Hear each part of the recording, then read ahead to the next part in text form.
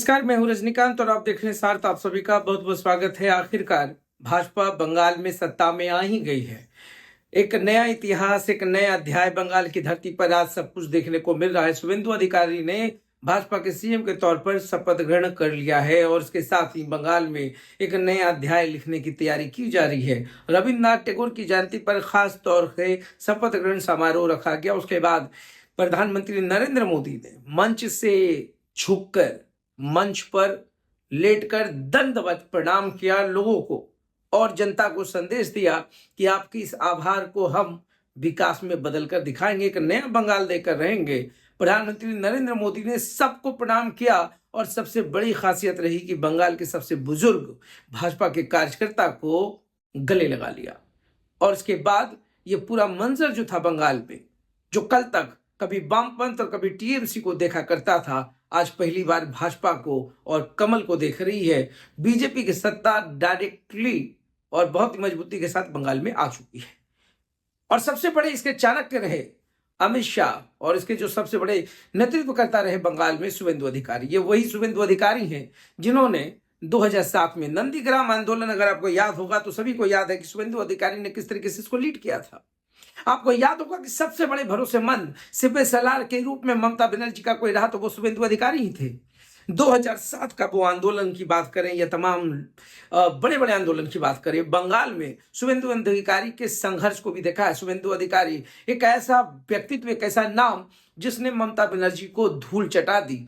ममता बनर्जी जो कभी सबसे बड़ी कद्दावर नेता हुआ करती थी बंगाल की राजनीति, और बंगाल में एक पत्ता भी बिना ममता बनर्जी की इजाजत से नहीं डोलता था, उसको डोला दिया। ये वही शुभेंदु अधिकारी है जिन्होंने नंदीग्राम आंदोलन से एक नया अपना जो क्वाइनिंग था उसको गढ़ दिया। ये वही शुभेंदु अधिकारी है जो कभी ममता बनर्जी के फॉलोअर हुआ करते थे और आज बंगाल राज्य के सीएम पद पर पहुंच चुके हैं। ये वही शुभेंदु अधिकारी हैं जिनको संगठन से लेकर तमाम चीजों का बाखूबी हर दाव पेच पता था और वो जानते थे कि अगर टीएमसी से टक्कर लेना है, अगर बंगाल में भाजपा की सरकार लानी है तो फिर क्या करना है। 2020 में अचानक ममता बनर्जी से हट गए। जब रणनीतिकार बगावत कर ले तो समझिए कि फिर उस घर का जो वास्तु है वो गड़बड़ाने लगा है। यही ममता बनर्जी के साथ हुआ। शुभेंदु अधिकारी बिदक गए, शुभेंदु अधिकारी अलग हो गए। शुभेंदु अधिकारी का संघर्ष से लेकर तमाम चीज, मैंने पहले भी कहा है कि अब वो बंगाल में एक जाइंट किलर के रूप में स्थापित हो चुके हैं। ममता बनर्जी को उन्होंने दोनों सीटों पर हरा करके यह बता दिया कि मैं शुभेंदु अधिकारी हूं, मैं वही हूं जो कल तक आपका फॉलोअर हुआ करता था, आज बंगाल का सीएम हूं। आज पूरे बंगाल में खुशी का माहौल रहा, प्रधानमंत्री रहे, एक बहुत बड़ा शक्ति प्रदर्शन रहा। बंगाल की धरती पर भाजपा और भाजपा ही रही, मोदी और मोदी ही रहे, जय श्री राम के नारे भी लगे। तो नए बंगाल के अस्तित्व की एक नई कहानी को रचते हुए लोगों ने देखा, साक्षी बने और पूरे ग्राउंड पर सब कुछ भगवामय हो गया। यह ममता बनर्जी के लिए बहुत बड़ा संदेश था। वही ममता बनर्जी जिनको अपने घमंड ने ले डूबा, वही ममता बनर्जी जो कभी कलकत्ता में हर चीज को डिसाइड किया करती थी। और मैंने कल भी कहा था कि नंदीग्राम आंदोलन से जिस तरीके से शुभेंदु अधिकारी ऊपर आए, उसी प्रकार से आर्जिकर कॉलेज की बच्ची जिसके साथ बेबस घटना घटी, बलात्कार हुआ और उस बच्ची को न्याय नहीं दिला पाना एक आखिरी कील के रूप में साबित हुआ ममता बनर्जी के लिए। संदेश खाली का संदेश खाली नहीं रहा, सब कुछ हो गया। और शुभेंदु अधिकारी ने कह दिया है कि कम से कम आर्जिकर कॉलेज और संदेश खाली की जो पूरी घटना घटी है उस पर एक अलग कमेटी बनाएंगे।